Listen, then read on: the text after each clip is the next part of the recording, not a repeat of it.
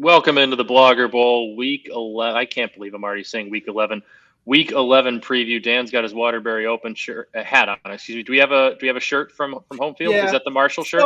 So I somebody think you've worn it before, but I have. Here's the thing. it's a great shirt. Somebody in the Deep Dive DGen Discord made fun of my lack of ability to color coordinate. And it's not that I lack the ability to color coordinate, it's just don't give a shit. I don't think you care enough. So, That matters. Yeah. but it's been in I've my been there before. head ever since. And I got this sweet Waterbury Open, 1996 Waterbury Open hat. I love it. Styled like the Masters, obviously. And if you're unfamiliar, the 1996 Waterbury Open is where Happy Gilmore made his professional golf debut. Waterbury, Connecticut is like 15 minutes from where I live. So I was like, and that's the outline of the state of Connecticut if you're unfamiliar with American geography. So I was like, I love this hat. I want to buy this hat. And I bought this hat and I wanted to wear it today because I don't like my bald head being on camera. So I was like, well, the only other shirt that matches color wise that I have is the Notre Dame shirt that I wore the other day. So yeah, you can't go back. That one works fine. Fashion is difficult. Yeah. It's just one extra thing to consider. I usually just pop on a hat of a team that I root for and call it a day. But yeah, week 11. I cannot believe we're already in the middle of November, and it legitimately seems like yesterday we were doing this for the first time for season preview and all that. But here we are, and for the second consecutive week, Dan, last week it was mine and Phil's Notre Dame Fighting Irish with a chance to pull off an upset at home against a college football playoff ranked number 4 team in the country.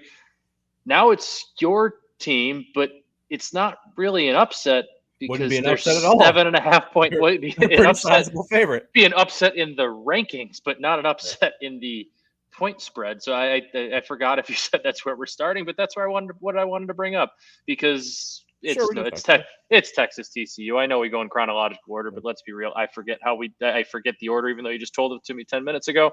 And I feel like, you're a Texas fan. I'm a Notre Dame fan. We got a big Texas or Notre Dame fan. Usually start the game that way. Well, that way, I should say. I will go chronologically if it kind of feels like everything's equal, but I would like to start with the big game of the week. And I'm not being a homer and suggesting. No, this is the big game of the week. This is the big game of the week. Georgia's a 17-point favorite or something like that against Mississippi State.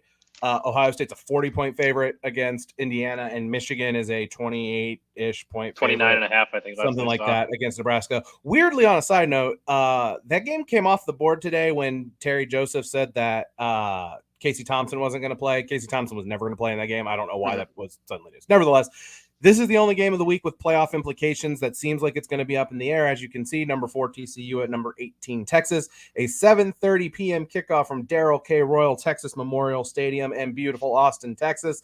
The Longhorns are 7-point favorites. It's a 64.5-point total.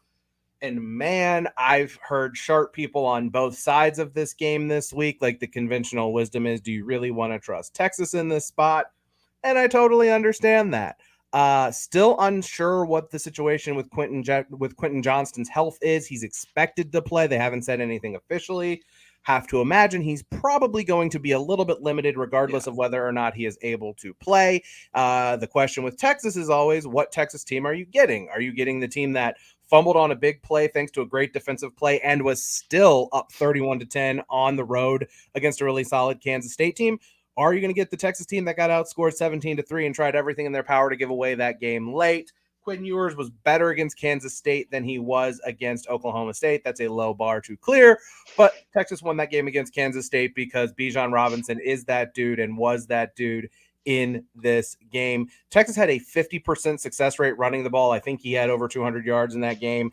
And the Kansas State defense had allowed a 36% success rate running the ball up to that point. So TCU's a little bit behind them, but not much. Very similarly rated rush defense in Texas. Their run blocking has improved. Weirdly, Texas has been a better pass blocking team than a run blocking team this year, but they've improved bit by bit here or there. So will Texas be able to run the ball? Their weakness, Texas, is their pass defense, 85th in pass defense EPA and 90th in pass defense success rate. So even if Quentin Johnston doesn't play in this game, you have to think that TCU is going to be able to find a way to move the ball against this Texas team. Talked about it a little bit on Tuesday. D. Winters, TCU's best defensive player, has to sit out the first half for a targeting suspension. So Texas might have a bit of more of an advantage than they would in the second half of this game coming up.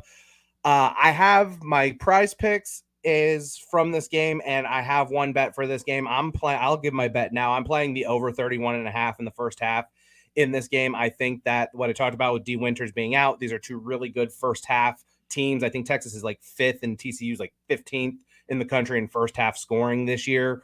So I think these teams are going to be able to score. I think Max Duggan's legs are going to be a big factor in this game for TCU. Texas at times has struggled defending quarterbacks that can move. And I think if you're missing your best weapon, I think he's going to have to be a little bit more dynamic as a runner and a thrower than he normally might be when you can just throw the ball deep to Quentin Johnston and move the ball. In that regard, I can't give you an idea. I have no idea what to expect in terms of the side here. I guess the last thing I'll say in this regard is maybe Steve Sarkisian should consider starting Hudson Card in this game. So that way, if he gets hurt, then Quinn Ewers can come in, because once again, TCU hurt another starting quarterback.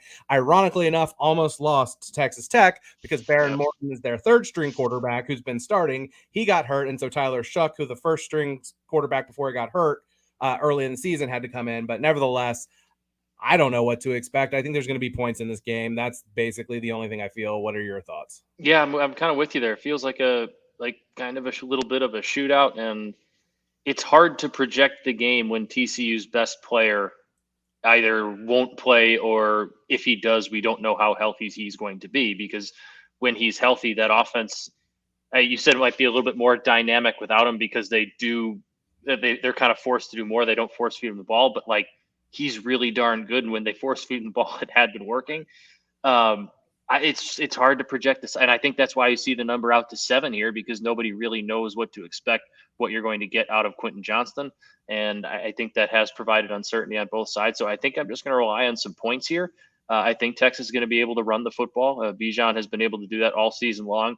TCU's averaging close to 150 yards rushing on the ground allowed per game this season.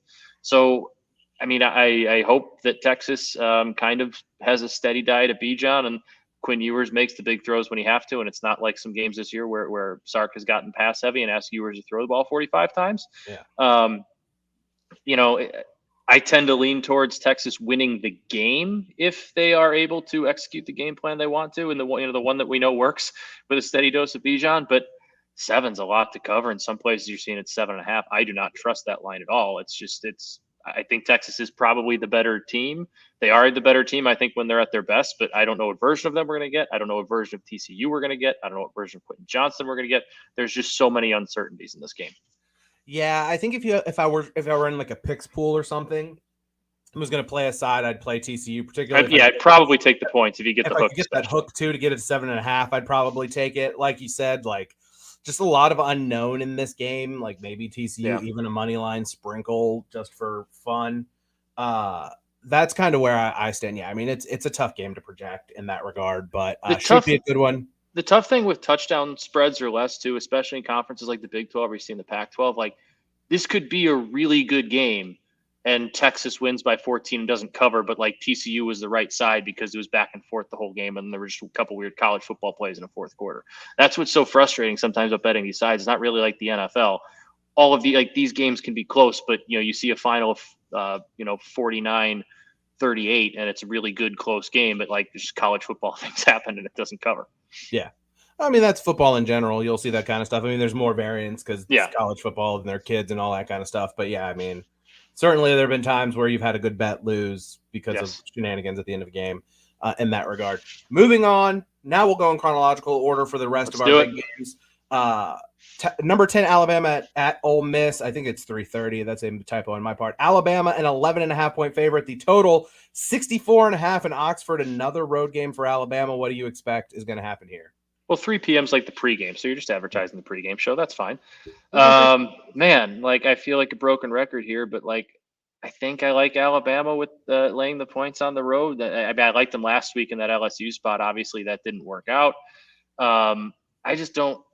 I really don't buy into Ole Miss. Last week was more of is LSU good? Is LSU bad? What are they? We don't really know, and I think we found out they're good. I think we've seen enough of Ole Miss to kind of know they're not that good of a football team this year, and they were, highly overrated. I shouldn't say they're not a very good football team. They're a fine football team, but they had no business being a top 10 team, And as much as Alabama has quote unquote fallen off and hasn't been great on the road this year, I still think they're one of the 10, probably 5, 7 best teams in the country. And I think they should handle Ole Miss, but who knows what Lane can draw up, because he's, I believe, had some pretty decent success against Saban and Bama. This kind of feels to me like a referendum game for both programs. On the Alabama side of the things, it's like, okay, well, all of the things that have plagued you this year are kind of in play right now. Like, we didn't even talk about it in our recap of the LSU game. They had 9 penalties for 90-something yards in that game. So, the discipline was an issue. They're going up against a team that's a much better running team than a passing team. But Jonathan Mingo, he's 4th in the country in yards per reception at 22.1 yards per catch. For Ole Miss, Jackson Dart is mobile. He can move. And we've talked about like mobile quarterbacks and receivers who can stretch the field.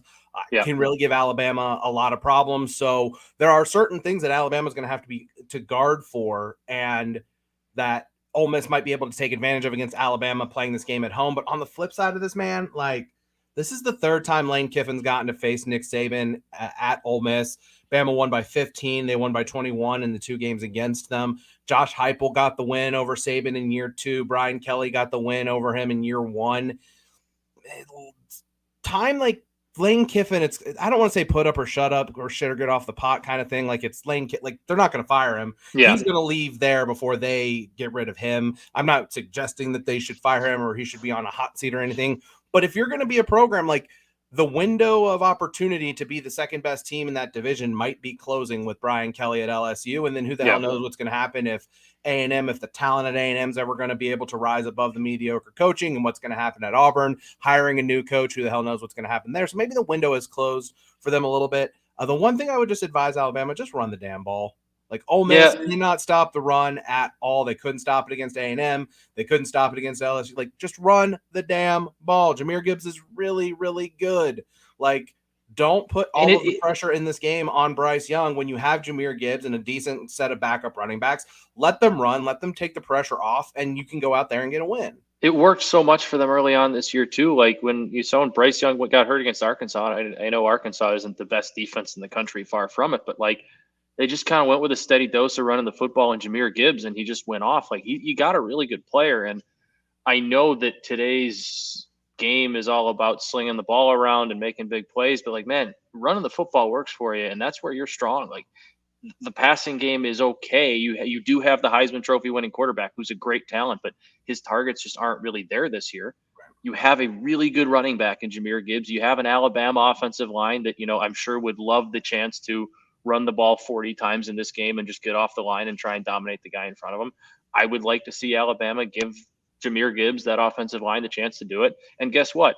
If Jahmyr Gibbs gets off to a great start, is averaging 6 yards per carry, it's going to open some things up for your less than star receivers, your fine, talented wide receivers, but not great wide receivers. Going to open some things up because Ole Miss is going to have to bring some help into the box. So I'm with you. I would love to see Alabama come out and just try and assert we're Alabama, you're not dominance, and let Jahmyr Gibbs and that great set of backs just eat.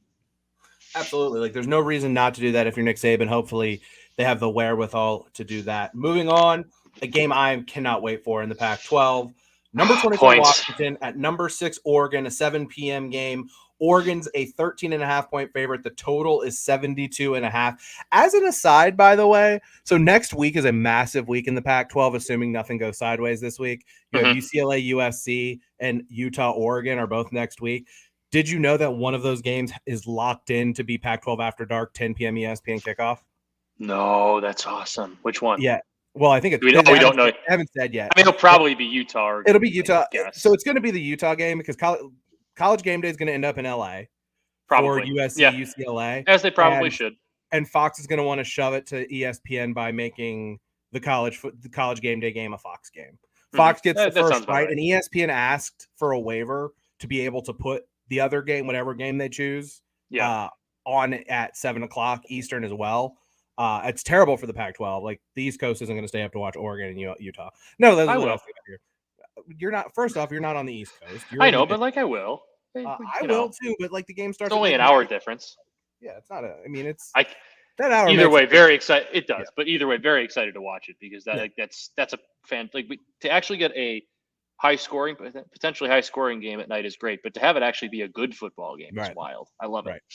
So nevertheless, here in a rivalry game, one of the more like intense rivalries that doesn't get a ton of national love just because it's, the Pacific Northwest, and the Washington did kind of wander the wilderness for a while, and they have a lot in this century. But Oregon's a 13.5 point favorite. The total is 72.5. What do you think is going to happen here? Points. A lot of points. I think Oregon, I don't know if we talked about this on air Tuesday or if it was pre-show and pre-brown bag, but like if this game was at Washington, I would think the total would be 80 and I would still probably take the over. I still think Washington's going to be able to score because that offense is going to throw a ton and Michael Penix Jr. has been good. It clearly hasn't been as good on the road, but they've still been able to put up points. I mean, they still put up 20 something at UCLA. I know a lot of that was late game, 32, I think they put up at UCLA. I think Oregon's going to score a lot too. I don't think Washington's going to be able to do anything with kind of the dual threat quarterback you have in Bo Nix. I'm expecting points. As long as it stays under that 14, I probably lean towards Oregon too. But I think we're going to see a lot of fun. I think this is going to be a lot of fireworks. Yeah. So Washington, pass defense EPA, Washington 123rd in the country, Oregon 120th. Pass offense EPA, Washington 7th, Oregon 4th. Great. Pass defense success rate, Washington 101st, Oregon 126th. Not great. Pass offense success rate, Washington 6th, Oregon 1. Pretty great.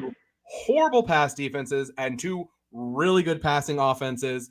These are teams that are going to be able to score. These aren't teams that play slow tempo. This is a game that should have points. That said, Washington was pretty thoroughly dominated on the road at UCLA. I know this is a shorter trip. It's a rivalry game, so on and so forth. They were down 40-16 in that game before a bunch of garbage time points got it to 40-32. So they did not play particularly well when they faced a pretty significant step up in competition. And I mean, Oregon and UCLA, there wasn't much separating those two teams. I thought when they played, the game was also in Eugene. Oregon played better than UCLA. I know the transitive property in college football doesn't work, but Washington we fell in love with Washington. I've always liked the Washington program for some reason. I love the purple and gold. Uniforms are great. But they got off to a really nice start. We were really pumped about how they were playing early. Then they kind of hit the skid against UCLA. Kind of the step up in weight class wasn't good for them. They lost to Arizona State, and they haven't been ultra convincing as of late either. I think all of their last 3 wins were 1-score games where they struggled to kind of put teams away or had to rally, whatever. So to me, it seems like this could be fun. It's a rivalry game. There should be scoring, but it kind of feels like 49-28 kind of game to me, where Oregon's going to be able to score, and maybe that crowd will spur their defense on to getting enough stops to kind of make that a little bit of a one-sided game. Yeah, I feel like it goes pretty similar to the UCLA game where Oregon kind of just dominates most of the way. Maybe there are a few times where Washington reels off a big play or two, makes the score look a little bit close-ish, but should be actually in Oregon's game. I think Washington is going to have a ton of trouble stopping Oregon's offense. I think Oregon put up 50. I agree. I think it's a game that is going to be probably one-sided. I just hope it is not. The last one on the list, and you actually didn't remember. Speaking of points, I put this here because offense, fun game, whatever, really interesting, and we couldn't decide between what your off-the-radar game was. I said, well, I've got notes on both of them. This one's more interesting than the other one, which will be your off-the-radar game. But number 15, North Carolina at Wake Forest, 7:30 p.m. kick. Wake Forest is a 3.5 point favorite. The total is 76.5. And I can't imagine there are going to be a lot of people out there who are going to play the under and feel good about playing the under in this game. This kind of feels like that Wake Forest Army game from last year, at least in terms of how much scoring we might expect. It may be like that Baylor West Virginia game from a few years ago, maybe a little bit closer. North Carolina's sneaky, interesting team from the standpoint of they only have one loss, right? Their only loss was to Notre Dame. Shout out to the Irish, who've continued to defy all logic this year. If North Carolina runs the table and beats Clemson, they beat NC State, they beat Wake Forest, how high are they going to climb up the playoff rankings? I don't know, but man, there's just going to be points scored in this game, right? Yeah, there's going to be, and we've talked about it a couple times. We talked about it in the Notre Dame North Carolina game, and I talked about it last week a little bit when Virginia played Carolina. Carolina's defense has become the get right spot for Yeah. a lot of offenses this year, especially those two. I mean, like before the Notre Dame game, that offense was lost, and they had lost to Marshall, they had barely beaten Cal at home, just absolutely lost, and they put up 40 something, looked dominant. Virginia was averaging 16 points a game. They put up 28 last week and looked pretty decent doing so. Wake Forest has been in a little bit of a rut offensively the last few weeks, and I expect this to be quite the get right spot for them. And I think Drake May is going to do what he's done all year and be really, really good against a Wake Forest defense that's been gettable most of the year, especially the last couple weeks. So yeah, points, and more points. I fully expect a lot of them to be scored. And I don't know. I honestly might even look at an alt over at this one if I could find it at like 80. Yeah, I mean that seems like a good way to spend some money on Saturday. Especially a night game. Virginia's success rate entering last week was 37.4%. North Carolina, 51% of their plays were successful plays against North Carolina. Oh, they had a negative EP. Virginia was Carolina. Yeah, Virginia had a negative EPA per play. Exactly, man. Virginia had a negative EPA per pass play and per rush entering last week, 121st and 92nd in the country last week. Their EPA per rush in that game would be the third best EPA per rush in the country this year overall. Their per pass would have been 16th. These are all statistical ways of saying like North Carolina made one of the worst offenses in Power 5 football look legitimate last week. And if Virginia's going to do that to you, what is Wake Forest going to do? Yep. Brought it up the other day. Sam Hartman needs to cut down on the interceptions. I think it's 6 the last 2 weeks. If he's protecting the ball, I just don't know how they're going to be stopped.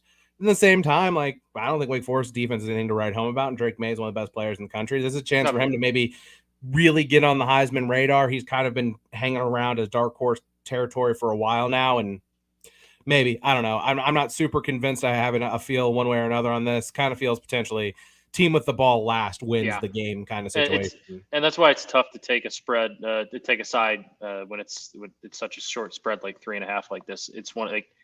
It's probably last team with the ball, and you have no idea what that score is going to be if it's tied 4 points. It's probably worth not taking a side, rooting for some points. And yeah, like Wake Forest defense made DJ and Clemson's passing offense look really, really good. So if they can do that, I think Drake May and that passing offense in North Carolina can put up some points in this one. And obviously, we've seen what Carolina's defense has done for some really bad offenses this year. No doubt. Moving on to our off the radar games, I thought about putting this one on the list this week. Decided to take it off the list, but Phil's not here, so you have to carry the banner for him, and you have to tell us about Purdue and Illinois, a game that I also have some notes on. Purdue, I'm intrigued to see Illinois respond to last week because their season's not really dead. Like they can still go to a Big Ten championship game, they can still win out. I believe they still control their destiny in the Big Ten West. They have a 1-game lead. Okay, they basically will.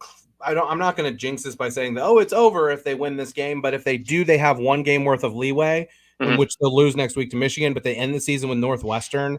And if you have the division on the line against Northwestern, and I believe it's in Champaign, so like no Ryan Field weirdness either, like they should be able to clinch it. So kind of a chance to end for more or less the Big Ten West race with a win in this game. I think you'll see a motivated Illinois team that probably was a little bit asleep at the wheel last week. They went up against the Michigan State team that, probably had a little bit of a chip on their shoulder, played well, and Illinois just didn't really play very well. I think they'll play better. I think they'll bounce back. I think they're very, very well coached, and Purdue has just been way too inconsistent for me this year. But they still have a chance to kind of finish their season on a high note. They win this week. They're bowl eligible. They finish the season at Indiana. They can finish, 7-4 and put them, or 7-5, put themselves in a chance to have an 8-win season if they win a bowl game. So a lot still on the line for each team in this one. And I intrigued to see if both teams come to show, if only one team comes to show, if Illinois kind of is a little bit shell-shocked after the loss, if Purdue packs it in after a brutal loss to Iowa. I think both teams have a lot to prove in this one. And just watching Chase Brown and Illinois run the football is a lot of fun. Yeah, Illinois, I think it was 2 scores on 7 trips inside Michigan State territory on Saturday. You can't win games like that, particularly with an offense that's not super explosive. Yeah. They only rank 103rd in the country in points per quality possession. So finishing drives, again, because they don't really ask DeVito to do a ton in the passing game. Like, obviously they're going to be kind of one dimensional in that regard, but Purdue, they don't really do much of anything well on defense, and they don't finish drives particularly well themselves. Aiden O'Connell has dealt with injuries this year. We know that, but he's thrown 5 picks the last 2 games. Iowa, 5.3 yards per rush against them. Illinois, 6.1. Like, a team that can run the ball well and can force turnovers seems like a really bad recipe for Purdue, and it's in Champaign. So, yeah, it doesn't really feel to me like Purdue's going to hang around in this game. They might be able to, but this is a big bounce back spot for the Illini. So my off the radar game this week, I'm going to start it with a trivia question. I will give you 1 minute to answer this question. I got to double check my math too. Let's hear it. So, whenever you're ready. There are 7 teams in college football who play their home games in a stadium that has hosted a Super Bowl. How many of those schools can you name? Current stadium they host. Does UCF? They do not. Oh, dang. Wow. I don't. UCLA? UCLA, the Rose Bowl has hosted one. They had one. Miami.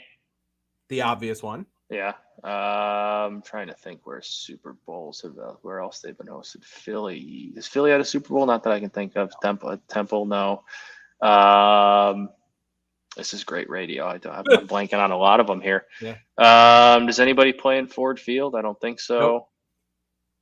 Does UCF play? Have they had one in the? Do they play in the? No, they have their own. Already asked. You are the second time you've asked me about UCF. So no. I'm 10 sorry. More seconds. I keep forgetting. Man, am I missing any obvious ones here? There's one that's going to be really obvious to you. Give me a state. Give me a state. Well, we've reached the minute mark. So you got Miami, you got UCLA. What city does UCLA play in? Oh, the Coliseum? The Coliseum. Yeah, the Coliseum's hosted one. Coliseum has hosted USF, Raymond James Stadium. Oh, wow. I forgot they play all their home games there. And then 3 that I don't think you're going to get because all of these either hosted in like the 60s and 70s or haven't hosted in a very long time. Stanford Stadium has hosted the Super Bowl. Never would have guessed that. Sun Devil Stadium in Tempe has hosted the Super Bowl. Okay. And believe it or not, before they had the Astrodome and NRG Stadium, Rice Stadium hosted a Super Bowl. Never would have got that one either. So the reason I asked this is because I assumed that Tulane was on this list because Tulane Stadium hosted a couple. In fact, my dad, when he was a student at Tulane, went to Super Bowl IV between the Chiefs and the Vikings. But Tulane Stadium doesn't exist anymore, and they have an on-campus stadium. Okay. That's all a fancy way of saying I love what's going on at Tulane this year. So Willie Fritz went 6-6 3 straight years, but they went 2-10 last year. And some people thought like maybe this was going to be kind of a thing to come for this program, that he had maxed out the potential for a Tulane program that just frankly has not been very good. But they are 8-1, and they have the inside track for a New Year's Six Bowl. Their only loss was to Southern Miss. This was the week after they beat Kansas State. In that game, they had 2 turnovers on downs, a pick 6, 2 missed field goals, and they lost by 3. Would be their 9th win and just the 4th time they've done that since leaving the SEC in 1965. I'm not belittling you. Did you know Tulane was in the SEC? I believe you and I believe that's actually come up on this show at some point this year. I did know that, but only because it maybe hasn't been this show, but I'm pretty sure you and I have talked about that before. Yeah. So I did the Georgia Tech history lesson a couple weeks ago. Here's the Tulane one. They were pretty good in football in the 20s and 30s. Their last major bowl appearance was the 1940 Sugar Bowl. They lost to Texas A&M. But they basically went on a bunch of years in a row where they weren't very good. They went like 7 or 8 years in a row, winning no more than one conference game in the SEC. They decided at that point as a school, they wanted to be more of a national school fan, a national student body than a regional Louisiana one. So they wanted to open up their enrollment. So the combination of not being very good and not being able to beat SEC competition, and the fact that they wanted to open up their football schedule to play more of a national schedule to attract a more diverse student body from elsewhere around the country, they decided to just leave. This wasn't Georgia Tech threatening anything. They just decided to leave. They never got the golden parachute to join another big conference. They actually asked the SEC about coming back when SEC was looking at expansion in the late 80s when they were going to add Arkansas. The SEC said, nah, I think we're good. So talked about it a couple weeks ago. Tulane ranked this year for the first time since 1998. just a great moment for that program. It's a really good game. These are two teams that are borderline top 25, and I'm not sure if UCF's ranked. I believe they are. I think they are. If not, they're close. They're on the cusp of it. Tulane, Willie Fritz has done an awesome job there, and hopefully they can keep it going because there's like a scenario in my brain. Liberty's not ranked right now, but Liberty only has one loss. I thought they're like 16th. They're not in the playoff rankings. Oh, okay. So that might be the. But we're staring down a weird scenario, I think, where if Tulane loses this game and doesn't win the AAC, Liberty might be the team that you have to consider for the group of 5 New Year's. I mean, they're independent, so I guess they're eligible for it. I would assume. I don't really know, honestly, how that works. Now that I think about it, I might have to do some research. Yeah, I don't know how independent because Liberty plays Virginia Tech in a couple weeks. If they win that game, like they play UConn this week. And then they play someone else bad. I think they play New Mexico State or someone else bad, and then they play Virginia Tech. They beat Virginia Tech. They've beaten Virginia Tech. They've beaten Arkansas. They've beaten BYU. Like, I don't know why it wouldn't be them if there's no one-loss AAC team. Mm-hmm.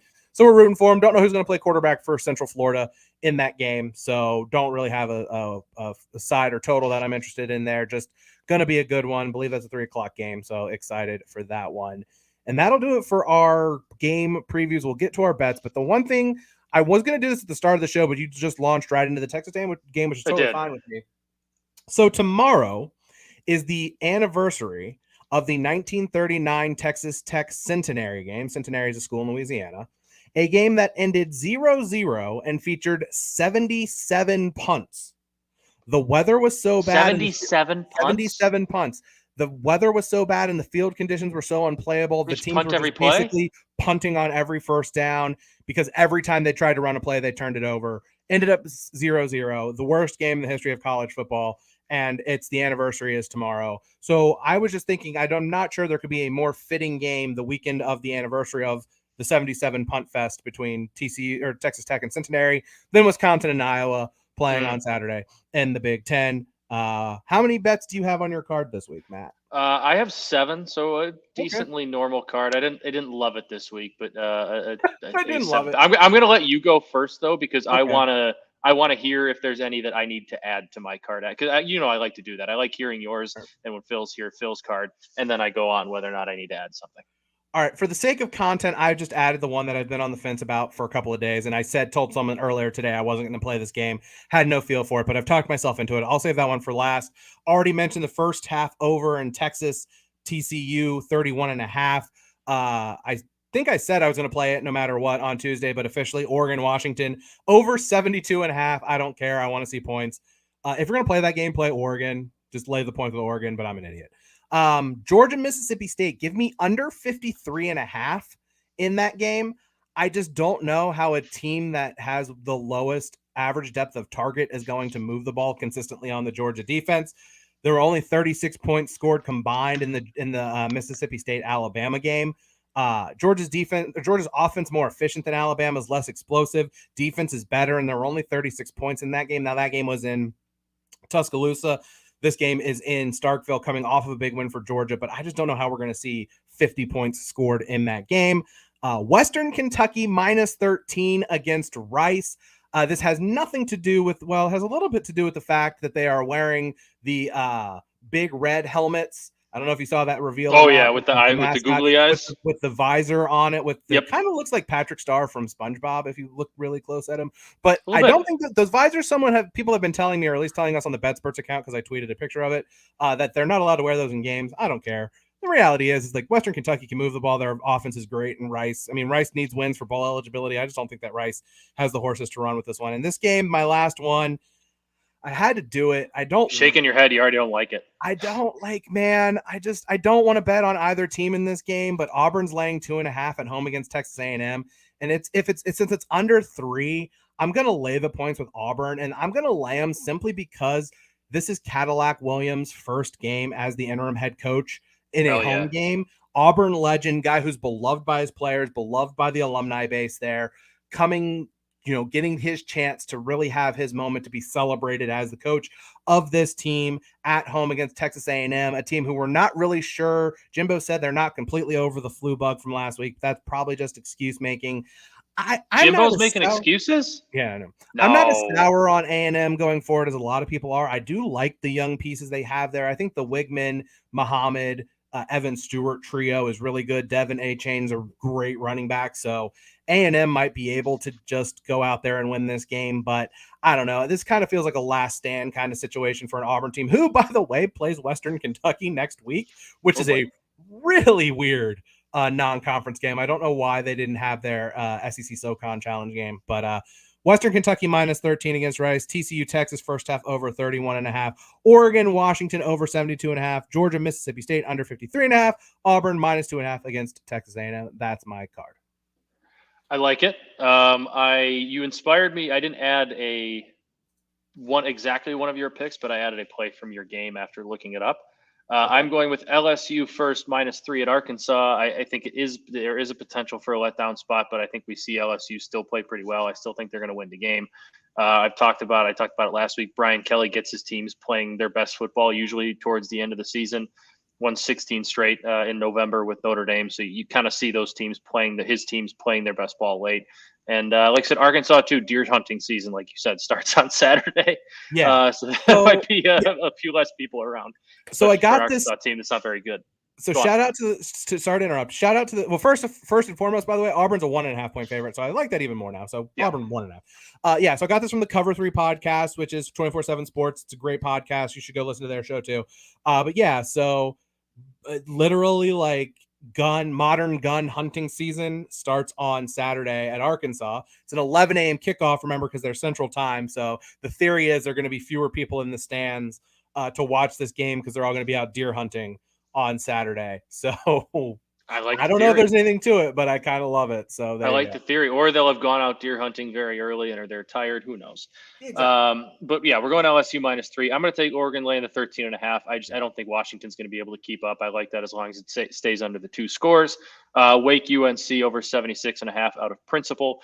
Notre Dame team total over 26.5. The offense seems to have found something. They're running the ball against whoever, whenever, wherever. And I think that's a game they'll try and do that again, provided Tommy Rees doesn't get a little bit too bored.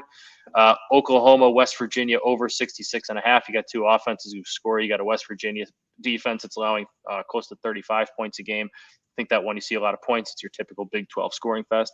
I am going to bet our Vols minus 20.5 at home against Mizzou.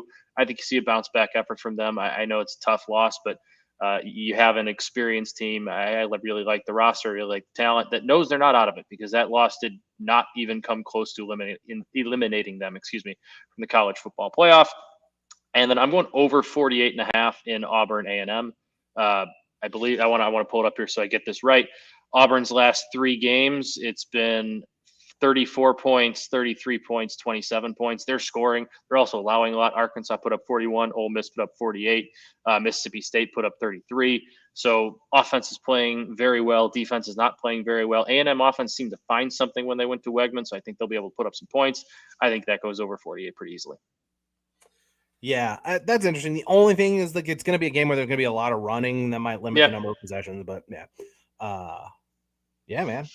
Did you find a Prize Picks leg? I did. I did not. I didn't throw it in. Do you have Phil's in front of you off the top of your?